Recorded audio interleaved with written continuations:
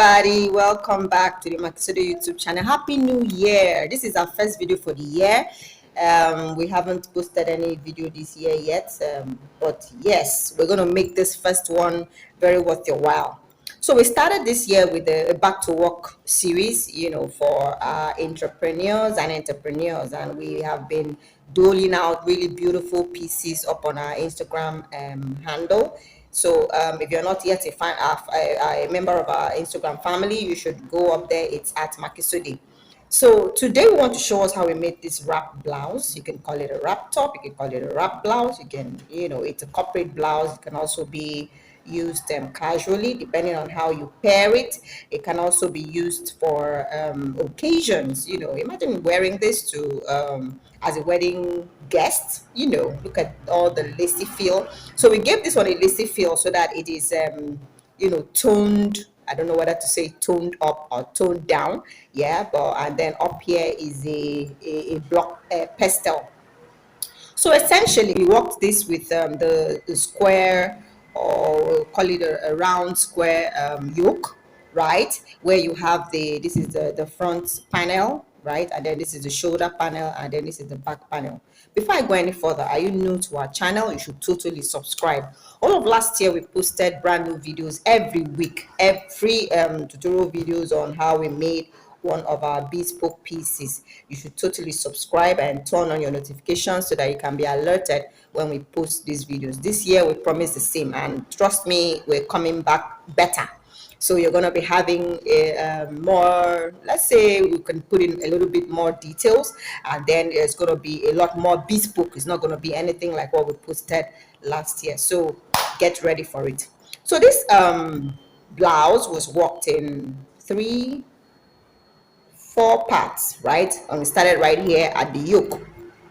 So essentially, you know how the yoke is worked: the chains for the back panel, the chains for the back panel, the chains for the arms, right, the shoulder panel, and then the chains for the front panel. This time around we did not complete the chains for the front panel because we wanted a V feel. All right, so rather than have maybe a 25 and 19s, 25 here, 19s here, and another maybe 25 here, what we did was a 25 here, 19s here, and then 1 or at most 2. All right, and then as we went in diagonal format, we keep increasing. So from 1 we now have a 3, and then a 5, and then a 7, like that, so that it formed this V feel. All right, we used double crochet stitches for this part, and then of course we extended the V to go in there because we had plans for a belt. All right, so we worked it in, and then worked this one in, and then we stopped around the say just below the navel point so that we could include this lace feel.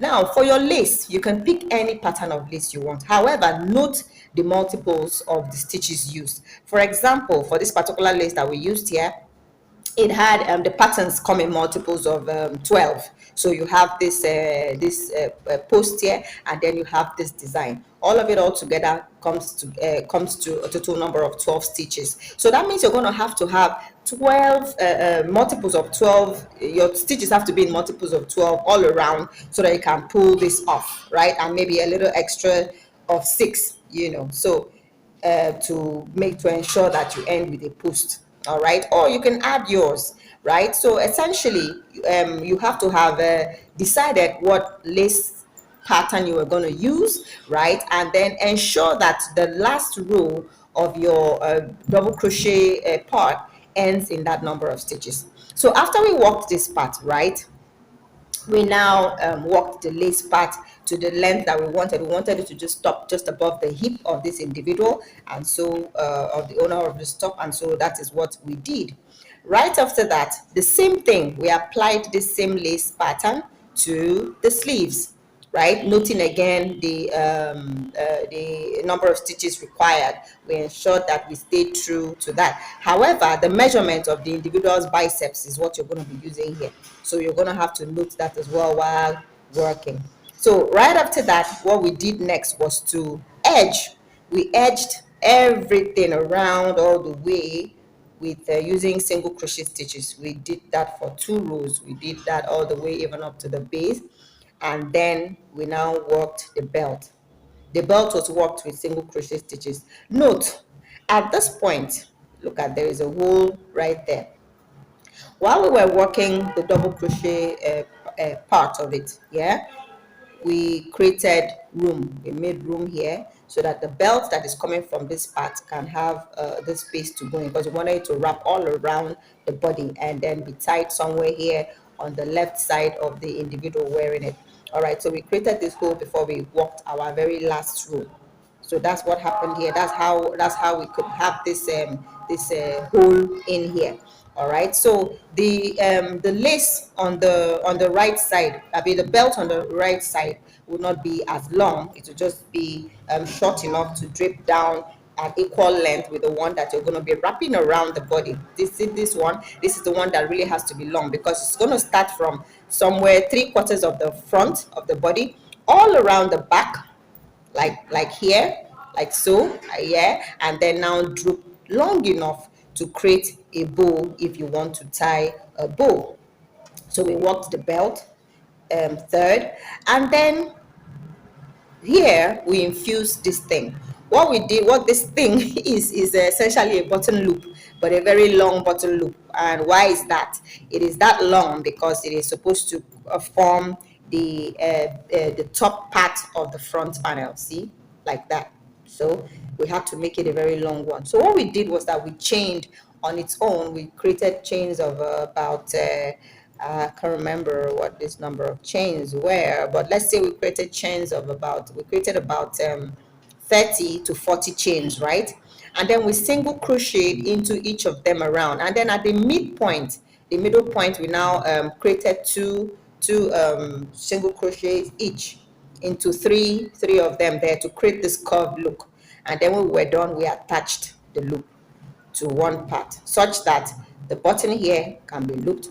This one is actually attached onto the top. It's a really beautiful top. Like I said, you can pair it with pants of any style, skirts of any style. You know, essentially you can wear it as is for those who are very voluptuous, or you can, you know, put on a camisole if you so wish with this top. It's a really beautiful top.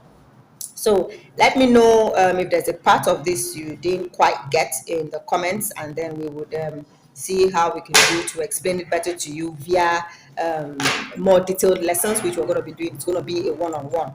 So as usual, how we made this, like I said, is usually last year I said it, this year let me start by reiterating that it's going to be essentially, we're going to be telling you the steps, the measurements we took, the steps we took, so that you, wherever you are at, whatever hook sizes you have available to you, whatever yarn types you have available to you, you can replicate using your own designs that are available to you. You may not find the designs that I find, you may not be able to create the designs that I create, but you can totally create yours. You want to learn how to create that, hit us up in the comment section, and then we would reach out to you, you know, right there to find out how all of this can be done. Thank you so much for watching our first video of the year. Do have a blessed day ahead. Do not forget to subscribe.